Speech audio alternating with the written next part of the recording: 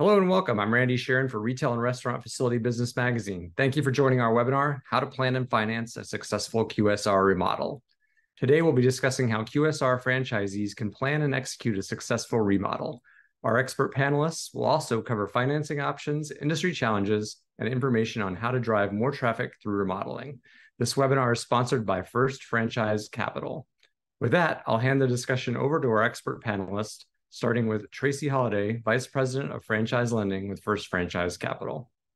Hello, everyone. Thank you for joining us as we discuss why remodeling can be a great growth strategy for franchisees, how to plan and execute a successful remodel project, and what financing options are available. I'm Tracey Holliday, VP of Franchise Lending with First Franchise Capital, and I'm pleased to introduce our panelists for this discussion. Jon McClure is Director of Lending at First Franchise Capital. Tareq Hishmeh is the president and CEO of Hishmeh Enterprises, which has been a family-owned business for over 35 years. They started out with one Domino store in California and now have 107 units in California and Arizona. They've grown organically and through acquisition, and today are one of the most respected QSR franchisees, not only in Domino's, but in all of QSR. This webinar is being recorded. Within the next couple of business days, you'll receive a follow-up email with a link to today's webinar recording and our contact information if you want to continue the conversation. So let's get started. Why is remodeling important? Jon, we'll start with you. Thank you, Tracey, and thank you, Tareq. Appreciate both of you. We are honored to have the Hishmeh family as clients of ours for going on about 8 years now. They are true partners. So thank you, Tareq, and to your whole family. Remodeling is very important. There's both tangible and intangible benefits of remodeling. The intangibles are related to crew members, area managers, and the owners. When you have a remodeled restaurant, you have fresh, exciting, not only the physical aspects of a remodel, but the culture absolutely increases the attitudes and the positivity that go along with remodels. From a physical aspect, it is a necessary piece of QSR. You have to stay modern, again, using the word fresh. Curb appeal. Consumers have many options to choose from, and with a remodeled restaurant, you are absolutely going to attract someone's eyes as they drive down the street. When they look around to see where they're going to go, they will absolutely look at a remodeled, fresh restaurant versus an old, dilapidated restaurant. Excellent points, Jon. Tareq? Jon addressed a couple of them, but what I'd like to add is really the coming up to the times. And if you think about the changes that we've had in technology, in operational efficiencies in the last decade, and generally remodels are done about once every 10 years or so. In the last 10 years, the world of automation has come in, the world of operational efficiency, brand image enhancement. The world has changed. Think about 10 years ago where delivery was a small part for most businesses. For us, so it's always been a big deal. And the answer has been racks and so on like that since then. Now, as brands are reimaging, coming to the times and building the restaurant that addresses today's need and somewhat anticipates the needs of the futures as well. I think all that in major importance of why remodeling is important. Yeah, very, very well said, Tareq. And for many brands, remodeling is often required by franchisors. It is important to meet those requirements and deadlines set by the franchisor. So how should franchisees go about planning and executing a successful remodel project? So to me, there's a couple of pieces that have to come together. And one is understanding where your brand is as far as your remodel obligation. Is it once every 10 years? Is it once, what is the scope? What is the potential budget? Does your franchise agreement give a cap on the amount of money that you have to spend on a remodel? One, understanding your relationship with the bank would be another one. Is your bank going to require you to contribute a portion of that fund, or do you have a financing arrangement for those? But that comprehensive planning of where you're working through with all the stakeholders, from the franchisors to the lenders, to your landlords, understanding where your leases are so that potentially you're not spending a lot of money without having a long-term lease to justify that investment. And then honestly, the last one I would say is having a list of qualified contractors in your area so that you've got the ability to execute in a timely fashion. Very well said, Tareq. You answered my next question with that as well, some of the best practices that you would share. So how about, what are some of the challenges associated with remodels that you wish that you would have known when you did your first remodel? Oh boy, that's always fun. And part of the biggest challenges with remodeling is anticipating what you can't anticipate. It really, the unpredictable nature of the moment that you take a hammer or a demolition crew enters your restaurant. What is your plan? Are you planning on continuing to stay open? Some of these remodels can take weeks, and obviously both from a cash flow perspective, but also from a consumer management perspective, shutting down is not an option for a lot of us.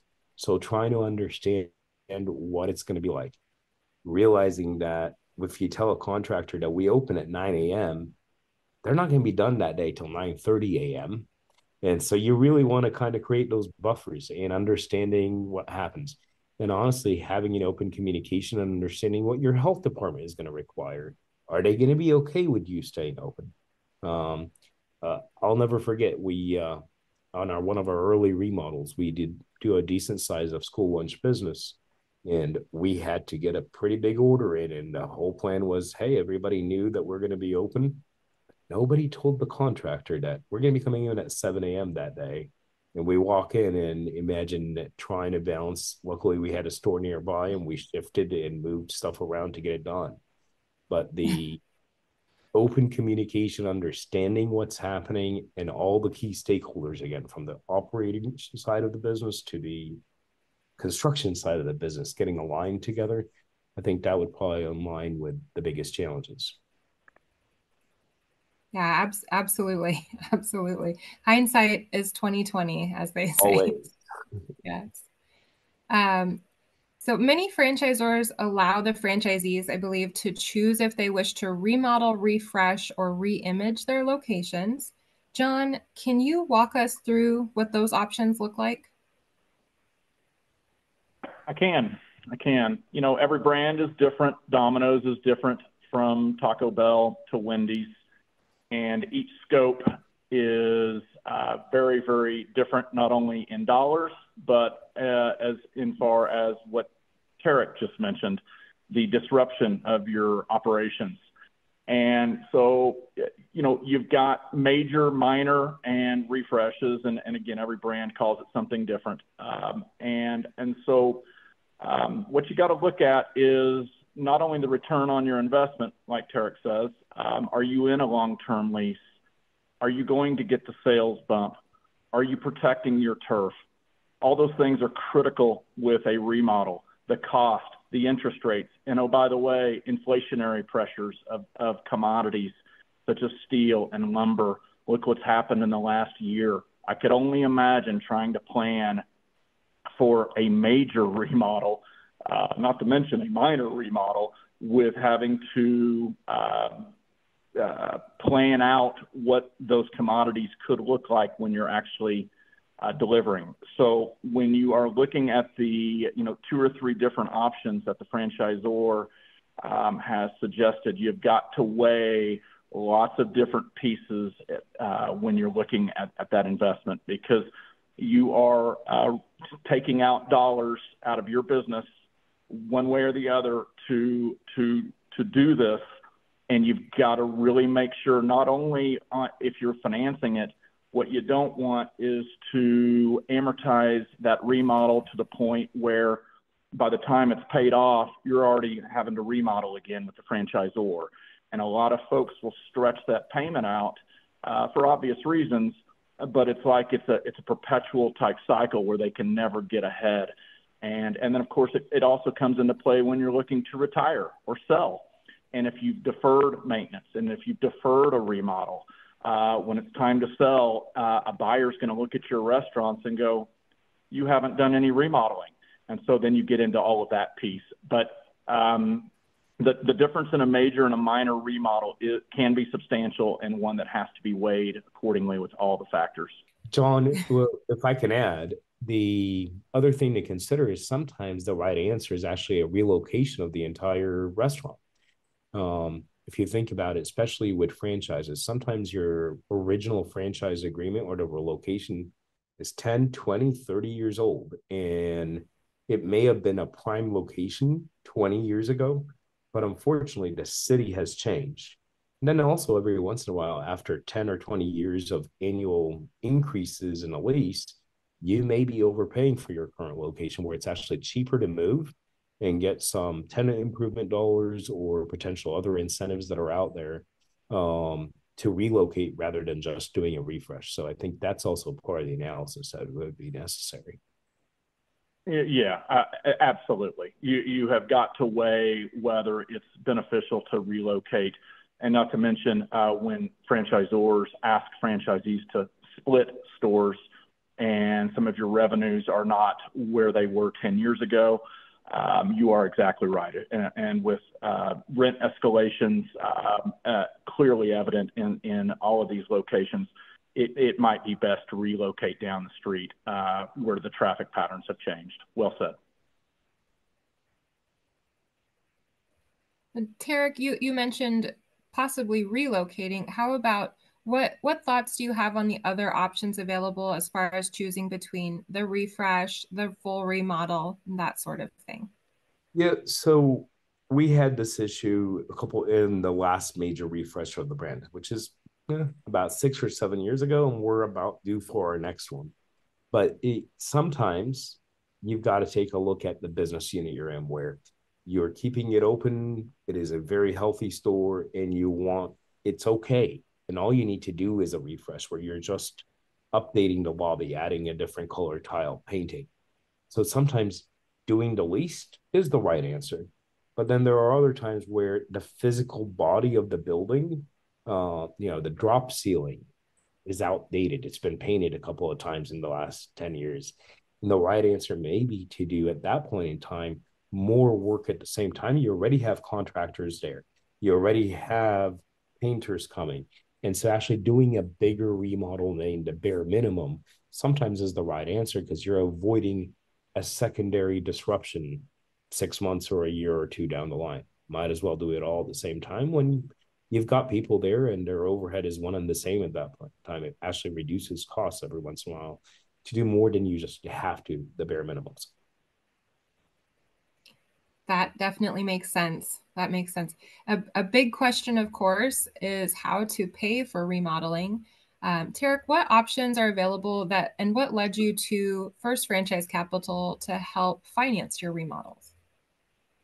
For us, financing is always an interesting question. Obviously, with 107 locations, we have the ability to self-finance a lot of these, but sometimes that's not the right use of cash. And going out to the right lenders, and we've had a partnership with First Franchise, as Jon said, 7 or 8 years now, might even be a little bit longer. And having a partnership with a bank to where they understand your business, understand your needs, goes a long way. And in our world, we've done a mixed, where a few of them we'll finance those, and others will step up and have the bank finance 100% of those. And it all adds up at the end of the day, because when we're having that kind of relationship, where you also have a development or a line of credit with the bank for these kind of things, negotiated ahead of time, anticipating the need. Rarely, if ever, in my experience, does the brand not lay the seeds for months, if not a year or more, ahead of a refresh mandate, where they start talking about it, start previewing stuff. Read the tea leaves. Don't put your head in the sand. Simply ignoring it is not going to make it go away. And planning and having that relationship with a bank goes a long way. Yeah, Yeah, definitely. and I might add here, awesome, Tareq. You know, the communication between us and the Hishmeh family is ongoing. I speak to Tareq several times a month. We see each other a lot, and we visit about each and every project generally. And lots of times, my piece will be, Tareq, go ahead and just pay cash for this. It's not worth, you know, all the pieces involved in financing. So I'll actually encourage them as kind of a, you know, as he's bouncing ideas off me to just say, hey, this probably makes more sense to do it this way versus that way. And, oh, maybe this time we'll do it this way. So it's an ongoing dialogue throughout the year. Yeah, Jon, along that same note, can you walk us through the process franchisees can expect when working with First Franchise Capital? I can. Pretty standard type process with banking. We are an actual bank. We're part of First Financial Bank out of Cincinnati, Ohio. We've been around about 160 years. We hold all of our notes. We service all of our notes.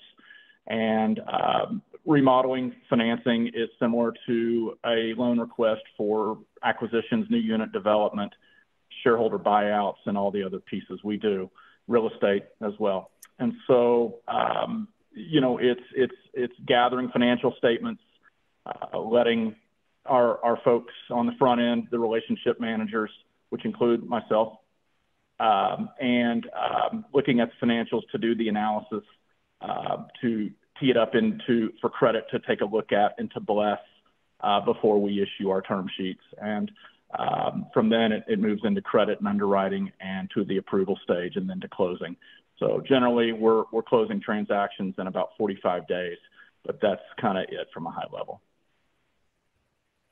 Right. Well said. Jon, can you walk us through the process franchisees can expect when they're working with First Franchise for financing, and what can a franchisee do to get ready for that? Excellent question. Thank you, Tracey. There are a couple pieces to this. You are always having to look towards the future, always looking ahead to see what might be in place for you and your organization a year from now, 3 years from now, 7 years from now, et cetera. So what I would recommend is looking, even though we can finance remodels out to 10 years, that might not always be the best decision. Why? Because obviously your leverage with your debt and of course your fixed charge coverage ratios come into play here, and you have to weigh all those pieces. However, if you can structure remodels on a shorter AM to bring your debt down over time, and especially if you're anticipating an acquisition of 7 more restaurants 2 or 3 years from now, then you'll have that equity in your business to be able to leverage with embedded equity to utilize towards that acquisition and those target units. Because what will take place is you'll buy those stores at X, we'll be able to lend you Y, and you're going to need to come up with that delta. And yes, there's a lot of ways to skin that cat, but boy, wouldn't it be nice to have more equity in your business at that time, because you've chosen to be prudent with your pay down of our loan. And you can certainly pay extra on your principal with us whenever you want. We certainly allow that. So that's how I would encourage that.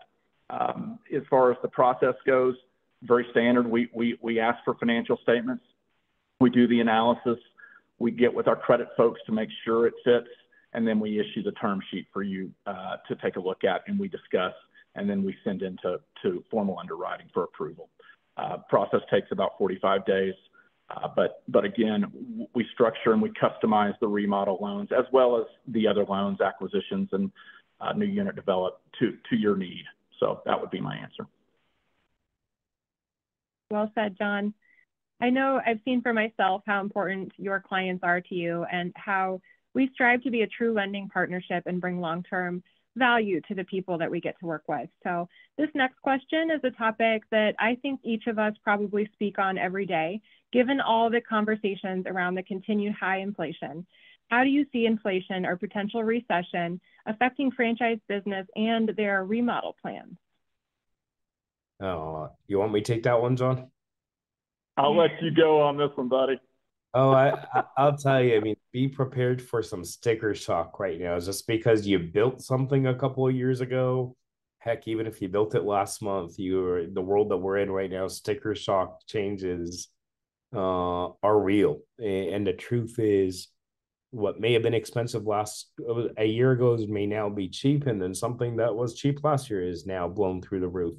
So to me, working with a contractor that understands your needs, has experience in your industry, or even better if it's within your brand, and then getting them to hold to that budget and putting through, then honestly, on every budget these days, we're putting at least a 10 to 15% potential for increases, if not more. Because right now, budgeting is key. Letting someone start the building and then we'll play it by ear and figure it out as we go along, it's probably a fatal mistake in the world that we're in right now. And honestly, the other part I would say it's a little bit of a value-driven remodeling concept where you're trying to figure out what is necessary, budgeting for that, what is optional, budgeting for that, and then hey, what's a wish list, budgeting for that. And if they come in under on certain things, you can go for the optional pieces. But there are times where you've got to look at the value driven model of it and figuring out what absolutely needs done and what will drive the best return. Where is the operational efficiency, labor savings, and what's going to increase customer frequency. Playing all that together, I think, is a key part of the value-driven process of remodeling. Jon, what would you add? Well said. Said it all. You've got to plan for contingencies. Rarely do we see remodels come in under budget.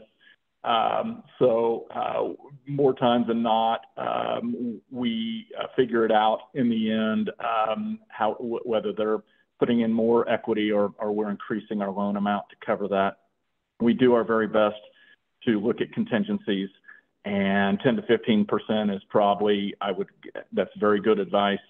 I would certainly count on more, but you really have to look at, like Tareq said, what is necessary in today's environment, given how high the costs are. Do you really need digital menu boards? You might. It depends on the brand, right?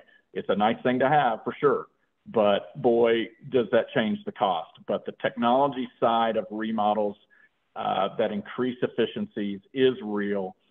Domino's is utilizing it. Obviously, they're one of the kings of technology with their app, everything they've used to drive traffic. And so you really have to look at which pieces of a remodel are going to enhance sales and in turn enhance EBITDA. Very well said, both of you. I know restaurant remodeling costs vary based on the scope of work and the specific needs of each restaurant. And along those lines, what does the amortization of a restaurant remodel look like? So, go ahead, John. Sorry. Go ahead. Okay. We'll certainly, like I mentioned before, we'll certainly structure it however you want. We can customize remodels. We will do them for 2-3 years. We'll do them for 10.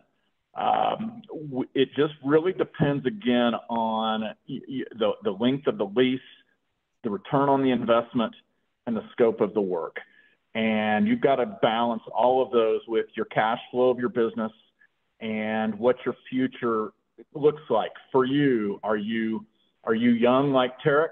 Are you old? Are you older or are you in a different place in your career? Are you looking to retire?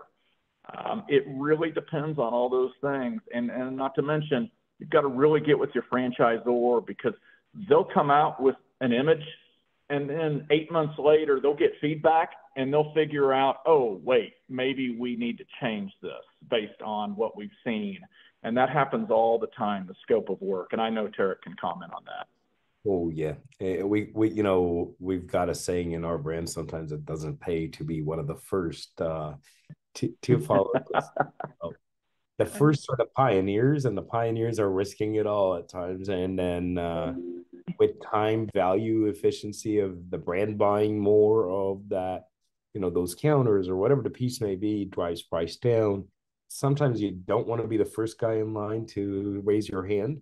But to me, allowing others to make the process more efficient and learning from them goes a long way. And Jon, you've definitely hit a soft spot there. It's always interesting to see how much the image, even a re-image, can change from the moment it's announced to a couple of years later as the rest of the group are coming along. Right. Yeah, thank you. Very good information. We've received a couple questions from the audience, and some you've addressed already. Another question from our audience is, can you talk a little about itineraries and how QSRs might implement a strategy of incremental updates? So to me, an incremental update is got a lot of positives, but potentially some negatives, because with an incremental update, you're anticipating the future needs. And, unless you can truly read the future, which if you are, we may be in the wrong industry. To me, you can't predict where the brand is going to be 10 years from now. So if over 10 years, you're making updates and continuing to make that continuous updates to your restaurants, you may find yourself still facing a $200,000 remodel or $100,000 remodel nonetheless. To me, there's a difference between maintenance and upkeep and then ongoing remodeling. Now, as far as an incremental refresh, we do that obviously all the time. Every once in a while, you've got to change or add a new menu board or certain things like that. But as far as trying to anticipate the future, I would personally veer away from that.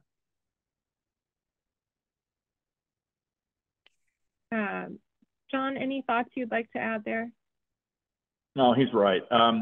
You've got, repairs and maintenance as a line item on your income statement, generally runs about 1.5% or so. So you're constantly doing those kind of updates and incremental pieces there. But Tareq said it better than, and he would know. He's got that one. That's his expertise. He works closely with Domino's corporate, and he can read the tea leaves, and he knows when to make the investment. So I would agree with what he's saying there. Yes, absolutely. And we've touched on this sparingly, but what timeline for mandates are you seeing for QSR remodels? Jon, would you like to start? Yeah, varies by the brand. Every single brand is different. And as we all know, brands have their ups and their downs. We've seen it with every single brand that we've ever dealt with. And so they are constantly working and fine-tuning these remodels. So they will be working on them for 1, 2, 3 years and sometimes not come out with anything. It's not easy. I will defend the franchisor. This is not an easy game. It's super hyper competitive among the pizza companies, the burger chains, the chicken chains, doesn't matter, fast casual, QSR, family dining. So, you got to really try to anticipate, where you think your business is going to be and really drill down to your business and what is best for you. Yep. I'm hearing a lot of proper preparation talk. So I think knowing your options as well as far as financing and the types of remodels that the brand would allow as well would be a couple great places or takeaways from what you guys are saying. So as we wrap up the conversation today, are there other tips for remodeling that you'd like to leave with our audience, Tareq? Yeah, one of the big ones is often overlooked, which is as we do a remodel, we're not maximizing the efficiency by buying some of the stuff that you have to buy for multiple remodels. at the same time. Sometimes shipping costs is more expensive than the actual thing you're buying. And so reducing that by saying, I've got 10 stores I've got to remodel this year and I'll store the stuff, sometimes that will save you money. Negotiating ahead of time. If you have like ourselves with almost 110 units, 107 units, negotiating with your architect to say, hey, we've got 4 types of look. What we need is a standard rate moving forward. We know the first one may be a little bit more expensive, but after that, it's an update and a refresh on paperwork you've already done. So reducing those costs. And then finally, look at ways to make the payback a little bit faster. In some of the updates and refreshes we've done, we've been able to introduce some energy efficiency and to bring back some of the money a little bit faster by reducing some of the other costs with, cost of energy and gas and electricity going up. Sometimes bringing it back that way brings multiple ways to achieve a faster payback. Really good advice. Yeah, I would add, and that's well said, I would add also focus on your units where you think you're going to get the biggest bang for your buck, and really look to make maybe that one, maybe one of your flagship units, and maybe less on a unit that is maybe lower volume and that you believe no matter what you do is not going to enhance the sales much at all to increase that return on investment. Leverage yourself. Tareq's exactly right. At 107 restaurants, they have leverage. They can get with their landlords. They can say, Mr. Landlord, we're going to remodel this restaurant. We're going to put X amount of dollars in here, but we need a rent that's going to work for us for the next 7 to 10 years, or we're going to think about our options. You've got to be a good, solid business person in this business. You're getting hit at all angles with every single aspect that you can think of. And you've got to work hard, long hours, and the gentleman here with us does those things. And you've got to work smart. And that means working with all your vendors and picking the right general contractor is key. Someone who's done multiple Dominoes before is who Tareq's going to pick. He's going to pick someone he's got the experience with, and someone he knows is going to deliver within budget. Of course, allowing for the commodities contingencies. So all those pieces are critical in the remodel stage.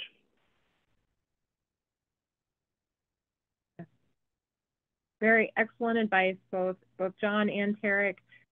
Really great tips there, things to consider. And just want to thank you, Tareq, so much for your time to share your insights today. And thank you, Jon. Thank you, everyone, for joining us today for our webinar. We hope you found this information helpful. And if you have any questions, please feel free to reach out to us. You will receive this recording and our contact information in case you want to learn more. But thanks again for joining us.